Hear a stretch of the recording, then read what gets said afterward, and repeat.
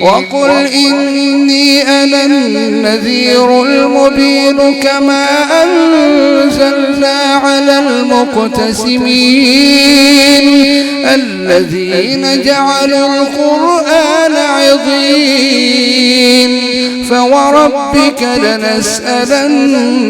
أجمعين عما كانوا يعملون فاصدع بما تؤمر وأعرض عن المشركين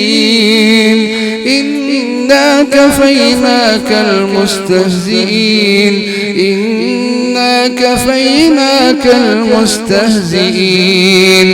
الذين يجعلون مع الله إلها آخر فسوف يعلمون ولقد نعلم أنك يضيق صدرك بما يقولون فسبح بحمد ربك وكن من الساجدين